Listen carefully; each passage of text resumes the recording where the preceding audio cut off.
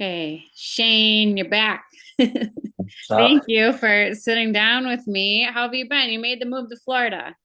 yeah, I'm good. Yeah, life's been good. I moved down here in August. So what is that? August, September, October, November, December, January, February, March. Like 8 months. 8 months I've been here. So And how do you like it?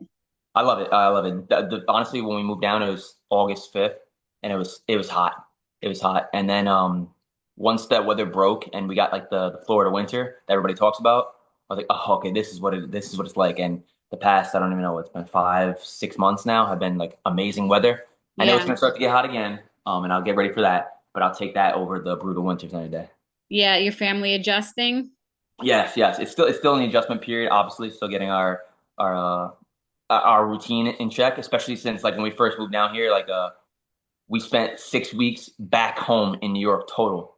So like we moved Okay. down in August, but from August to January 2nd, we spent a month and a half back at home just traveling back and forth for one thing or another. Like I broke my foot, so I was like completely out of commission, and we're down here with no friends, no family. So it's my wife and the three kids and myself. But when I broke my foot, we had no help at all, and I couldn't get off the freaking couch.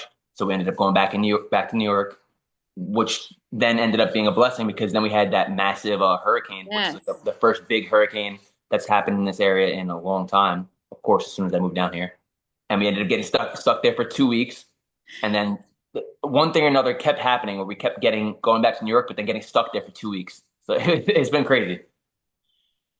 Yeah, if it can happen, it will happen. But I'm happy you are enjoying it. The family's enjoying it. I understand, we're away from family and it's not easy. And we only have two, so the third, I'm sure, adds extra 100%, in the mix. especially since we planned the first two and then the third one was a surprise. I was like, oh, wasn't expecting that one. And so you had your daughter since you've been off, right? It was No, right around when your last fight was? she was born July 5th. My last fight was August 23rd. So she was all three of my kids have been born in fight camp, literally Oh my gosh. all three I of them. just saw like Sean Brady just had a baby and it's great. It's a Yeah, hard time. It doesn't sound like a big deal, but it's a big deal to be away during that time. it is, especially like you're leaving it all on your wife and you're like the man. Yeah, you're going out to provide, but you kind of feel like you're abandoning them at the same time. So it's a very weird, it's a weird thing being a fighter. It really is. Pulls on your heartstrings a little. But I think it probably gives you a little extra motivation. I know when I got pregnant with our first, that's when Corey got the short notice fight with Glover and he was like, hell yeah, Yeah, let's yeah, go. 100%. Yeah, it puts you in yeah, exactly different mind state. You're not just fighting for yourself, and you're not just feeding yourself. You're Mhm. trying to provide and feed for your family. And obviously, like as a dad, you want to give your family the best life possible. And through fighting, it means not just fighting but winning. So it gives you a whole different motivation. Yeah. So speaking of that, you've been off for a long time. You had an injury. Obviously, you were in the tournament, and that is pretty grueling, I'm sure. So you probably wanted some time off, I'm guessing. Yes, 100%. Like I had my last UFC fight in July 22. Then I was training for Marlon Moraes fight, ended up getting hurt for that one, which was back-to-back camps. And then I had the three fights right after. So I went through 5 camps in like 13 months. So my body was Yeah. exhausted. And obviously like fighting is very physical, right? And I remember being a teenager hearing fighting is so mental. I was like this sport's 90% mental. I was like, what are you talking about? This is the stupidest thing. It's like 95% mental. It's exhausting. Like especially being in the tournament, like finishing a fight when you win, and sometimes even when you lose, the feeling of just relief of being done and being Yes. able to just breathe again is huge. So having literally a week turnaround time, basically, I finished my fight with OAM in the tournament. I had a week off of training, and then I was like, oh crap, I'm right back in training. And it's not even just the training; it's the Yeah. freaking dieting. I'm dieting for like 9 months straight from because I started training in February. The last fight was in August, so it was February to August and end August in fight camp and in diet mode. It was exhausting mentally, physically, Well, spiritually. you're like in a kind of fight or flight mode, and cutting weight and then just Yeah. the mental preparation of a fight. And then I feel like after the fight, you get this like dump, this Oh yeah. adrenaline dump, win or lose. Even I feel like even if you win, obviously it's a little nicer, but Of course. you probably get this little low period where you're just kind of feeling bummy. And then to get up again, I'm sure it's tough. I was looking at your schedule. It was like back to back, and especially the weight cut. I mean, you were at 55. Yeah, yeah. And everyone's like, oh, you're going 55, it'll be easier. I mean, yeah, it was definitely easier than 45, but I was You a couldn't do really, 45. no, I could not do Yeah, like I 45. don't think that would be possible Yeah, to. no, I'm walking around 185 pounds. Like to Yeah, so do 45 that's is still a it'd lot be of weight. 40 pounds. Yeah, exactly. So like going into my last fight, I was 182 pounds. Like, so I'm cutting weight and then I'm putting it right back on. Then I got to do it again right after, like back to back to back. And I don't like to with the weight cut, I don't like to wait till the last minute to do it. Yeah. You know, I'm very meticulous with every single calorie that goes into my body. So once I'm done with the first fight, I had that week off where I'm binge eating. I'm eating Yeah. like I'm Patty Pimblett mode for that week. And then right when that's done, I'm counting every single calorie. And you gain the weight regardless. It's like I feel like no matter what, when you Yeah. rehydrate, you just put it back on, no Yes. matter Yes. how you're eating. Yep. Yeah. Exactly. This is so true. So you had the time off. A lot changed. Obviously, you moved, had a baby, you wanted time off. And then, like, at what point were you ready to get moving again? I was expecting to get something in 2024. I was expecting to be on that the card with Francis Ngannou and Mm, and Ferreira. I okay, never got the call for that show. Don't know why. same. Um, and then and then I was expecting to fight on the finale card. I ended up breaking my foot, but they didn't call at the same time. So I was like, okay. I mean, So maybe there it's was no communication with that. yeah, yeah. So Okay. I didn't have a confirmation or anything about yeah, you might be on the card. It was just all I got was like a maybe for the October card for that one, and then for the November finale card. So I'm just like, obviously November I broke my foot, so it was fine to an extent. But yeah, I just been sitting in the shadows waiting, and they told me that I would only if I wasn't because I turned down, I denied the tournament this year. I said no, I'm trying to move my family to Florida. I can't imagine being in fight camp during a move. Yeah. I can't imagine doing that. So let me get my family moved down to Florida, and I'll do the super fight series. And they're like, probably want to gonna get you one fight this year if you're okay with that. And I said, yeah, no, I'm fine with that. That's one fight is good. Just so I can have enough income coming in, and then I'm also situating my family down in Florida and not Yeah. in the middle of a season. But just never got word on a fight. I'm sure at the time you couldn't really be vocal because you were injured, but then, you know, Exactly, now exactly. I I wasn't think getting recently you've spoken up. You're not, I mean, you're kind of like my husband, like you're not like a loudmouth back. about things Yeah, and yeah. you're No, patient. listen. Like the year that I did the season with them, 2023, like they treated me very well. They paid me very well. I have no complaints when it comes to that year. 2023 was a financially the best year of my life. So I'm grateful for that. I'm not going to sit here and badmouth them and sound ungrateful. But then at the same time, they kind of left me hanging in 2024, where they didn't really give me any updates or anything like that. And then now I'm sitting here. I'm technically a free agent now, so that's You just are.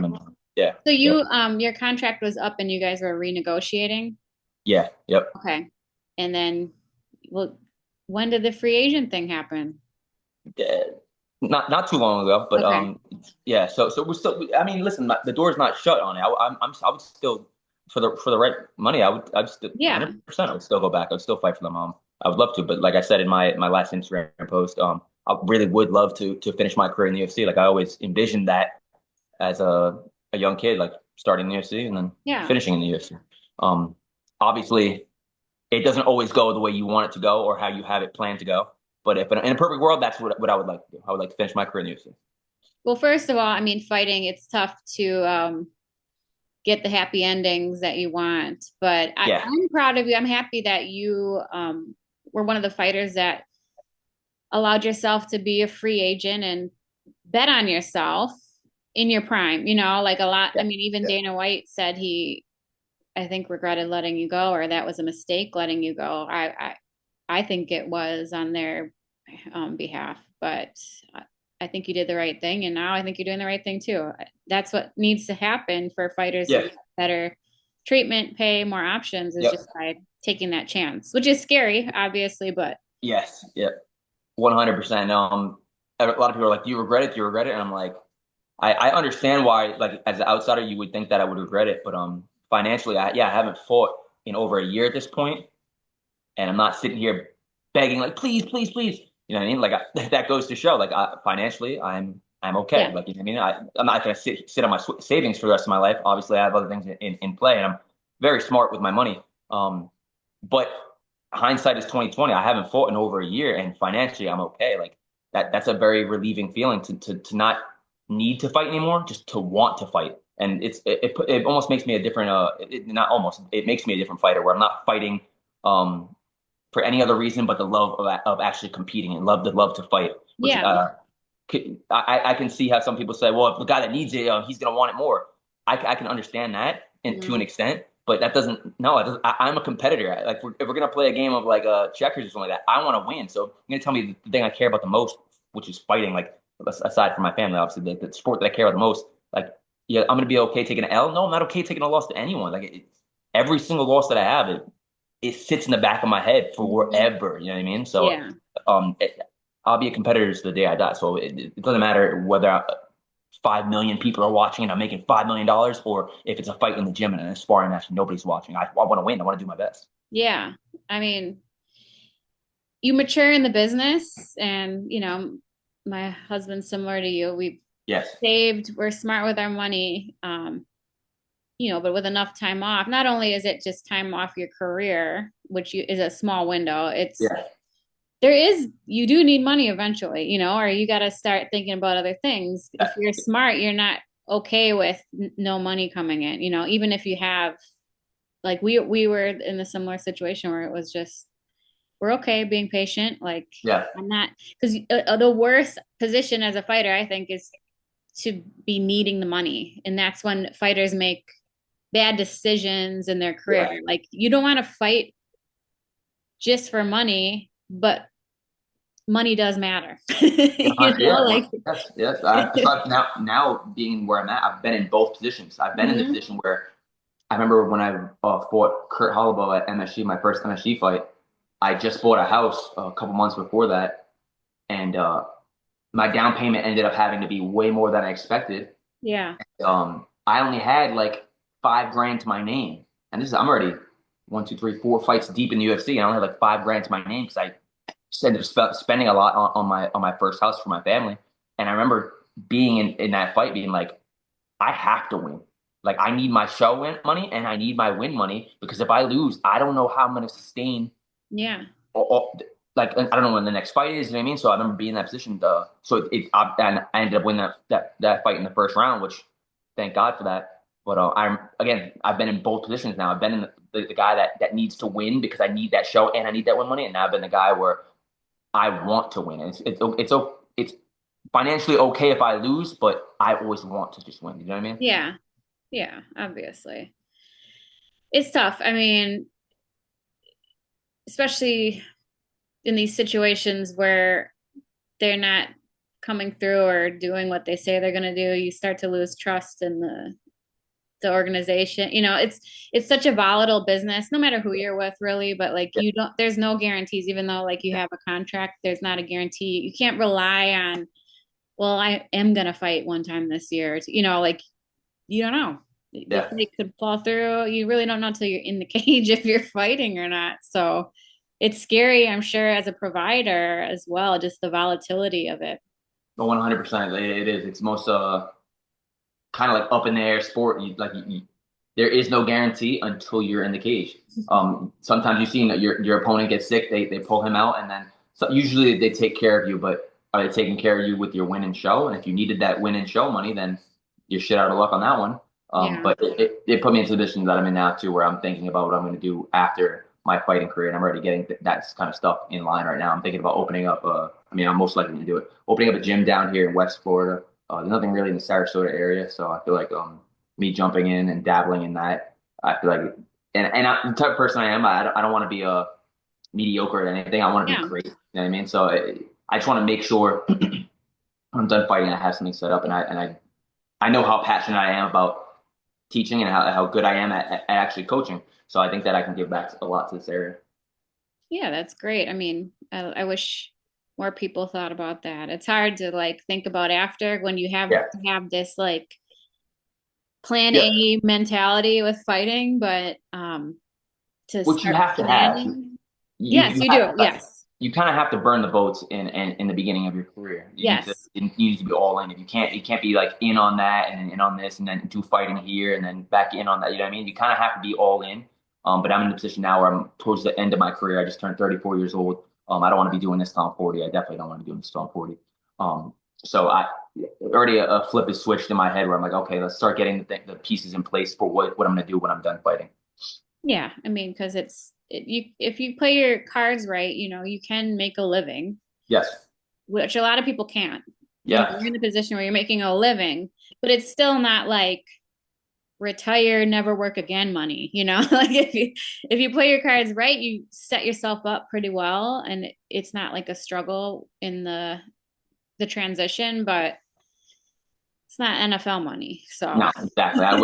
And one day it's gonna be, and I'm gonna be like, damn it, why couldn't I be born like 20 years later? But it's all right. It's all right. I got no complaints. Yeah, not, towards that part of your career, I think even if you aren't getting paid as much, it's you want to be a little more active. Like something is better than nothing. So exactly, that's exactly, kind of where we're at. Like, doesn't matter how much you're getting paid if you're not fighting. So exactly. Yeah. So we're in the same exact position right now. You're in the same position, kind of that my family is in. So yeah. that's where we're kind of all up in there in limbo. Well, I kind of met your wife at MSG when you and Corey were fighting and kind of followed your career. Obviously, being an East Coast guy, and you're one of the people I call one of the good guys, people that we know in the industry that are, similar Yeah, mindset, good people, solid people. appreciate that. And since your time off, um, I I think since then you've kind of found your faith and publicly at least Yeah, professed exactly, it. You exactly. want to tell me a little bit about how you got there? Yeah, like, it's obviously I've always believed in God. I've always believed in Jesus. It's never been there's believers of Jesus and then there's followers of Jesus. You know what I mean? So a lot of people believe in Jesus. Like, I mean, the devil believes in Jesus, right? It's Yeah. completely different to be a follower of Jesus. So I got baptized at the church that I go to back in New York. And it's been like this time off. It's been very spiritual for me. Even not even just time off, even the time in. Like I remember the first really like I don't know how to word it. Like the first surreal experience I ever felt with like, what is this feeling I have inside it? And I don't, you almost, I can't explain it to anyone if you never felt it Holy before. Spirit. Yes, literally the spirit. I was fighting Edson Barboza. That was during like right after COVID, 2021. It was right after COVID though. Like the mask mandate in Texas wasn't in, but they were still on like on the low. They still had the what do you call it? Where you had to quarantine after weigh-ins. Yep. So whole fight week, I was feeling amazing. I just felt so. We were doing the weight cut. I just felt so grateful to be there. I was like, this is like weird. I kept like listening to I'm listening to spiritual music and stuff like that, and I'm just Christian music, and I'm like tearing up during the weight cut. I'm like, this is just weird, man. I feel so spiritual right now. And then I weigh in, and I'm like, I feel this is the best I ever felt. Like mentally, I felt like sharp as a tack. I was like, this is very surreal. This is gonna be the best fight of my life. I was like, I can just feel it. Something amazing is gonna happen. And then you after weigh-ins, you have to go to your room. You have to quarantine. You have to be by yourself. So I'm in the room quarantined. I'm by myself, and this is the first fight too. My second daughter was just born. Grace was just born.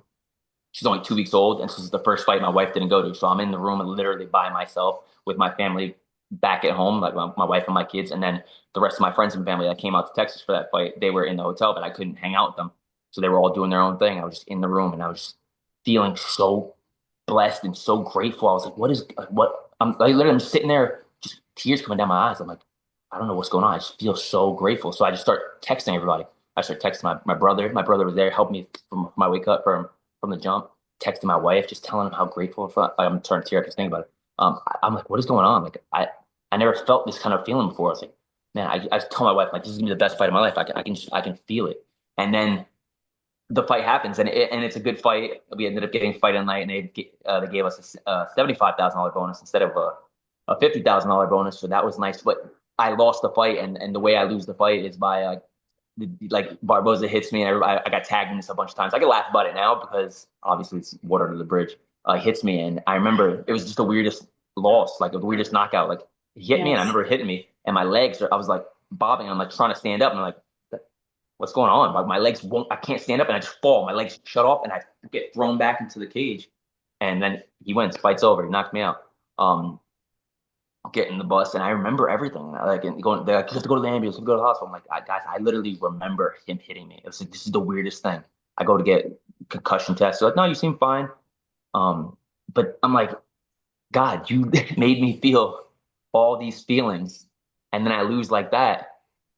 And I was pretty mad at first, but for about a day, and then I was like, you know what? I think that was him letting me know, no matter what happens in this little tiny blip of a 15-minute fight, it's okay.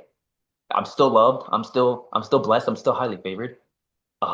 So literally like not even a whole day, maybe like a couple hours where I was mad. Like I thought this was gonna be the best performance of my career. I thought this all this stuff was gonna happen. And I'm like, I lost, but I ended up getting a bonus. I My brain felt fine. I remember the loss. I didn't have this crazy concussion. I didn't have any injuries. I got back home the next morning, having ice cream with my daughter, and I'm just like, that's what he was doing. He was letting me know, no matter what happens in this little tiny blip of time, it's okay, and you're still blessed. You're still highly favored. And I remember that was like the first time where I really felt like the Holy Spirit like inside of me. Yeah. And then fast forward to I don't remember how long ago it's been now. Maybe like I think it was like a right before I moved to Florida. Maybe last spring is when I got baptized. And I got baptized when I was a little kid, but then I remember the pastor saying it's when you're a little kid, you get baptized. It's not the same. It wasn't a choice. Like you're making a public display, a public commitment to be a follower, not just a believer in Jesus. So I've been reading my Bible. I read my Bible every day. Like I owe everything to God. Everything I have is because of God. And when you have your life in order the way it's supposed to be, which I didn't have it in order for sure. God first, then wife, then kids, and then career last. When you have it in that order, that's when blessings flow in. And I 100% am guilty of having it career first. Yeah. It was definitely career first, and then kids, wife, and then all the other stuff. Right? Guilty of that. This time off, I've really focused on putting everything in order. And God first, then my wife, then my kids, and then my career last. Stop focusing on the career. I was so zoned in and focused on the career. Got it. Like even moving down here, like just recently, I've been able to get my list in order just like that because as soon as I moved down here, my routine is completely out of whack. I had put so much pressure on getting I need to know exactly what day I'm training, what I'm doing. I need to make sure my strength conditioning is locked in. And I was literally like going out of my mind trying to get my routine locked in and have it perfect. And once I let it go, maybe like 3 months ago, I just completely let it go. I said, you know what? I'm gonna train when I can train. I'm always gonna train, but if it's not a perfect training schedule, it's okay. Just make sure God's first, then your wife, then your kids. Career has to be last. It just has to be. And I'm at a point where He blessed me so much that I can put it last at this point, right? So if I Yeah. can do that now, then that's what I'm gonna do. So sorry, that was a long answer, but Oh, wonderful answer. that's where And I'm at. the truth, I mean, Yeah, it's hard, fighting, I love it so much, I think, because it's like life. It's just you don't have control. Like yeah, you can be the good guy, you can work harder, you can do everything to control an outcome, and it doesn't come out the way you want it, and it's yes. not fair. And if anything, they'll give you like I don't know what the word is. Reality check. Yeah, or just like make you question things in Oh yeah, life. Fighting will do that. And 100%. faith kind of shields you from that volatility because at the end of the day, because it requires almost a religious belief Yeah, in yourself and in what you're doing. Like you have to be that way and make it everything, and when you realize that like you'd made it everything and it's still like not enough. fail Yep, or get knocked out, and it's like, what do you do then? You have nothing. But when you have exactly. faith, give up that control, which is I think the hardest part. Giving up the control is what I struggle with. And that's the thing too. Like what everyone's, are you nervous for the fight? Like when I go into the fights, I'm not nervous at all because I'm in complete control of myself. When I'm watching my brother fight, though, I'm like, My teammates fight, it's completely different. I have zero control. So it's this, yeah, it's a weird thing, and it's like what I love about the sport as a fan, and what I hate about the sport as a competitor. Like you can be the better fighter, you can be the guy that worked harder, you could be the guy that did everything right. Like I mean, we see guys that like are known for partying and doing all this and Nope. that. Dude, I don't drink alcohol. Like I don't do. I smoke weed maybe 15, 20 times ever. Like it's you can do everything right and it's still not enough. And not only could it not be enough, but you could be losing to the guy that's doing that, the guy that's going out That's and partying. So it's just like it's the again being in the sport. It's the worst part of the sport for me because yeah. like the volatility of it. There's nothing. It doesn't. None of that crap matters at the end of the day. Because if you're the best fighter in the world, it doesn't mean you're going to be the best fighter in the world every day, and it doesn't mean you're going to be the best fighter in the world when you need to be the best fighter in the world. So you need to be the best fighter in the world on the day of your fight for those 15 minutes specifically, not 3 hours before, 15 minutes specifically. So it's a very volatile sport. Like there's no consistency. That's why you got to give guys like that have been in it for so long like respect. Like it's insane. Like John Jones, I don't know how the hell he hasn't lost yet. Especially like he's known for the partying and stuff. So it's That's a crazy. perfect example Yeah, it's of crazy. unfairness. But I still faith, I know. think, cushions the fall, Yes. and I'm Yeah. sure Yeah. it's helped you in your time off with patients. I mean, Yeah. patience is not my forte, that's for sure. But That's that's funny. I had a tattoo across my chest. It said, "To quit does not exist." And everyone, like I remember, like when I was younger, my one of my aunts said, "What does that say? Does it say patience is a virtue?" And my mom was like, "Patience is a virtue." She would never get that tattooed on him. So I'm just an impatient person. It's funny because I pray for patience and stuff, and especially with my kids. And when you usually when you pray for something, God's not going to give it to you. He's going to give you a test so you can trials. overcome it, right? Exactly. So I'm praying for patience, and I'm getting tested all the time. And now I would say I'm a patient person. Especially like my kids. I have three daughters, which obviously keeps me on my toes at all times. So to be an impatient man with three daughters, that won't turn out well for them. That I wouldn't end up having a good relationship with them. So I prayed for patience, and he gave me three daughters to test my Exactly. patience. And I feel like it's hard, but it's definitely satisfying to know that what I prayed for, I got through my own hard work too. Well, it's looking at it differently, when you fail, you're like, why, God? Like, I did everything right. And it's not about you doing things right, all it is the faith, the belief. And he teaches you in different ways, like giving you daughters or, putting you in a situation where you're completely out of control of. I Yep. know, like, we've been tested over here with that, being patient and, you know, those are the times that you really have to lean on your faith the most because Yeah. if fighting is your everything, Fact. you're not going to be happy. Because even if Absolutely. you look at people that like Conor McGregor, stars of the sport that accomplish the very pinnacle, the best you could do really in it, Yeah. financially, whatever, fame. And I don't think they're happy either. Well, So, they're chasing that high because yeah.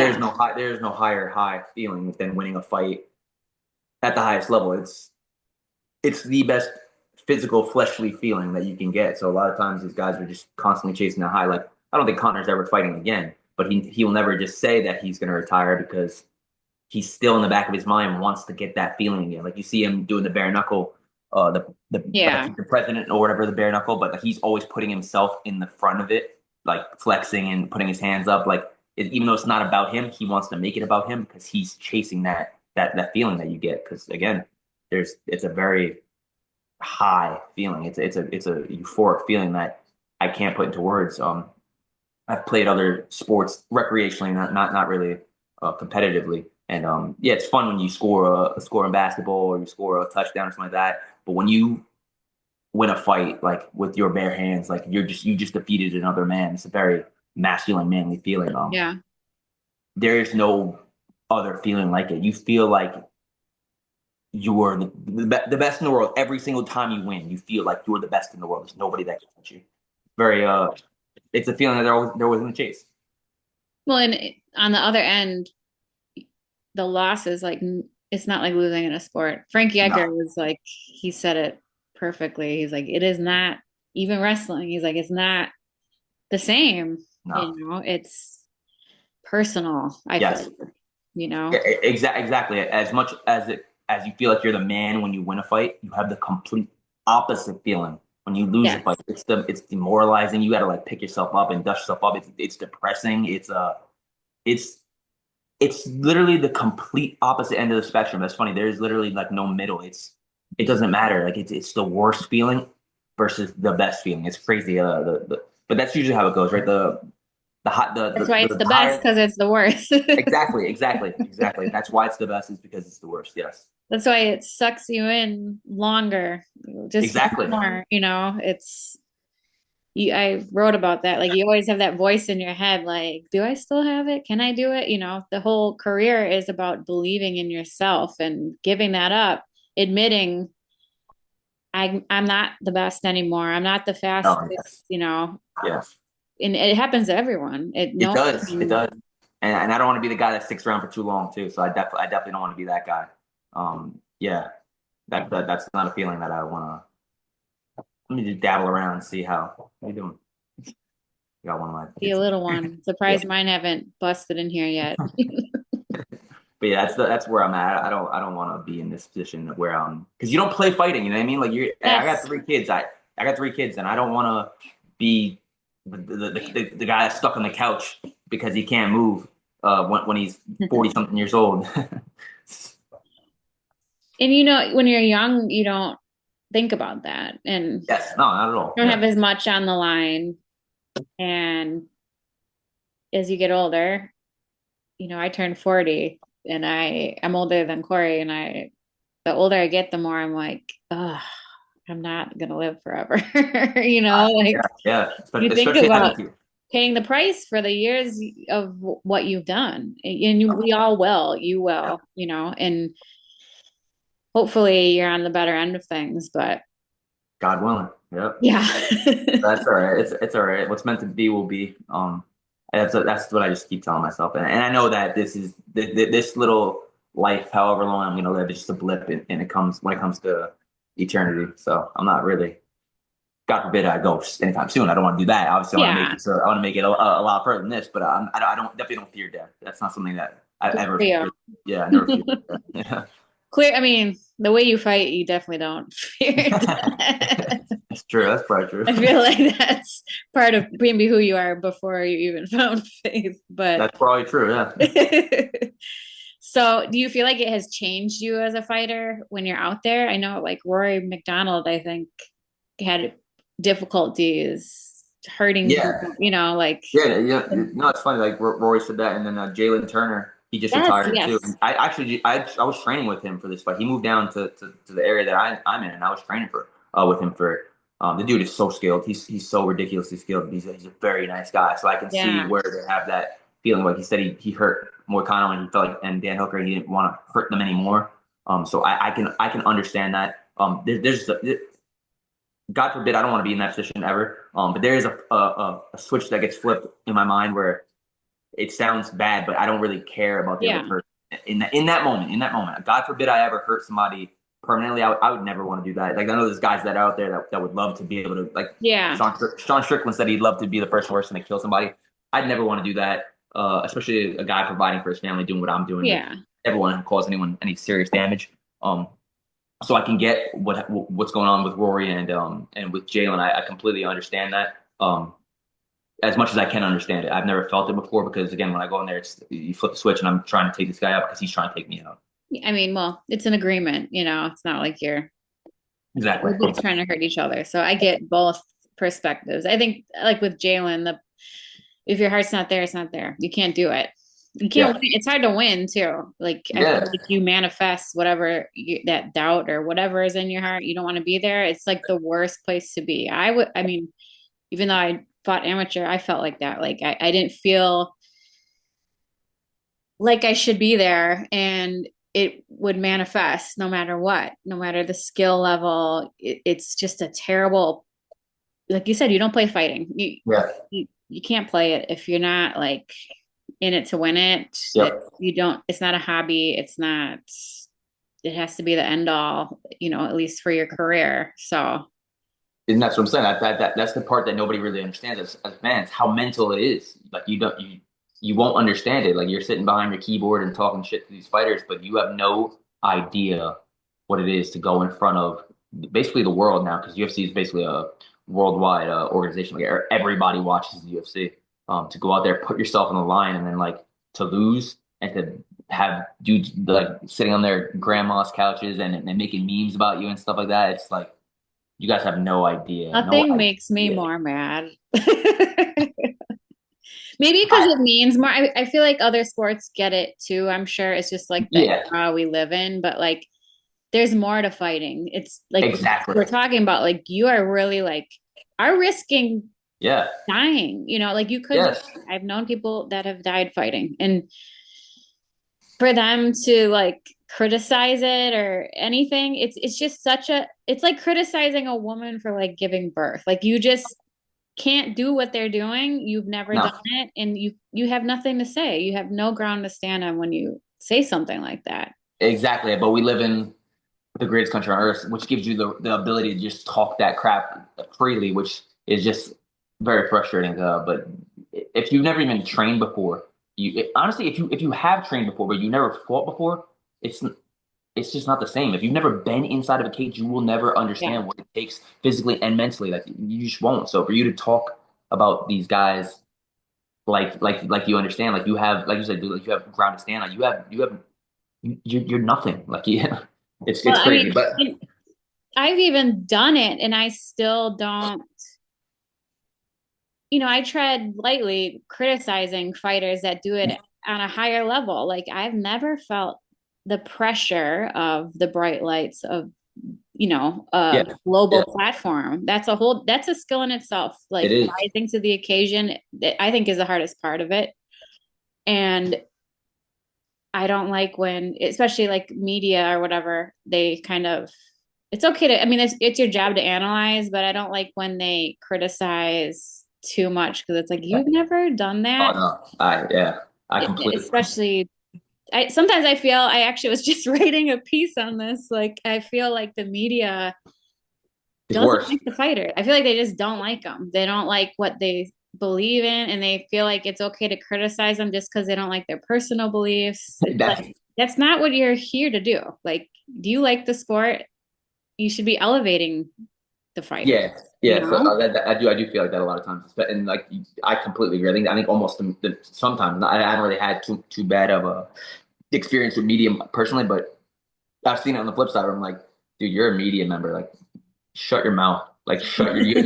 You never been trained. Like, just because you watch the sport doesn't mean you understand the sport. Doesn't mean you know the sport at all. For you to be talking shit about a fighter, it's pretty insane. And a lot of times, like you said, it's because of the fighter outside of the cage. You know what I mean? Like a lot of the guys don't like their political beliefs or whatever. But I'm like, that's apples and oranges. We're talking about the fight. Like, base them off of their fight first of all. Second of all, base them loosely because again, you haven't even trained. Like you have no clue. I feel like if you want to be a real media member, you got to get your foot in the gym. You got to train. Yeah. You got to at least have some understanding of this to have a voice to speak. Yeah. I mean, you really don't know how hard it's so much harder to not just to do it, but to do it on the spot in the cage against someone else who's trying to do it. My first fight, I remember thinking like, man, it's harder to hurt someone than I thought it was. Like, I thought if I'm hitting her, she's Yeah, gonna get hurt. Like, no, not when, especially you're like a smaller weight. Like, you're probably not gonna hurt. yeah. Everything you think you know about fighting goes out the window when you actually get in there. It's completely Yeah, different. it just goes down to the most fundamental level Oh or yeah, easy, 100%. depending on who you are. But Yeah, I thought I was training hard for my first fight. My first fight, I gassed so hard in a there's 3 3-minute rounds, and I was exhausted at the end. I was like 9 minutes, and I'm like gassed. I won the fight, thankfully, but I was so freaking tired. I remember being backstage in the room spinning because I was so tired for 9 minutes. I'm like, yes, so you guys have no clue. Unless you've done it, yeah. you have no clue. So you're having this long layoff, lots of changes. You're a free agent now. You're hopeful to get back in the UFC. Um, I mean, I think they should pick you up. I don't see why not, especially that division's. Well, first of all, what would you be going back to 45? No, I can't. I don't think Staying at 55. I think that ship has sailed. I mean, Grown man I now. yeah, I could probably do it again, but man, it was just a brutal weight cut. It wasn't fun at all, and it was basically the whole fight camp was about making the weight. It wasn't really about how I was doing in sparring. So I didn't like that about it. Well, 50, both 45, 55 are always obviously really fun, deep divisions. I think That's there's what I'm room in 55 now, especially with a lot of people kind of on the cusp of retirement, I think. Um, is there any fights like you've always wanted or envisioned? No, because I moved up to 55 in the PFL, so I never even thought about the 55 fights really in the UFC until I just started thinking about it. I was like, wait, I can go back to the UFC, so I don't have anything fresh off the top of my head, but I know 55 is just a stacked division, so there's Yeah. definitely a ton of fun fights at 55 for me. But Well, I have this like just vivid vision of how I'd want to like lay my gloves down in the UFC when it's all said and done. So I really want to feel that, and then like I said before, like give God the glory, give Jesus the glory. Thank you for everything. Like, I really have a vivid image of how I want to do that, and it'd be cool to be able to fulfill that. I feel like I'm not really like I don't get these visions or anything like that, but this one is like sticking out for some reason. So I'm like, you know what? Maybe this is the one that's like that God's giving me this vision for a reason. So I would love to make it to fill that prophecy for me. well, I hope you're able to. I'm sure they'll be interested and be clamoring. I hope to get you re-signed, and I hope to hear that news soon. That'd be You awesome. should make your rounds to the I media. will. I First one here. Yep. don't know why people should be reaching out to you right now about It's that. what it is. It's all good. I honestly I don't mind it being the first one. This has been cool. Well, I appreciate it, Shane. We're always rooting for your family, watching your family grow. I hope your wife's doing well and the babies. And I look forward to seeing you back in the cage wherever it is, but hopefully in the octagon. So I appreciate that. Thank you guys. And same thing. Always rooting for the Anderson family too. awesome. Thanks, Shane.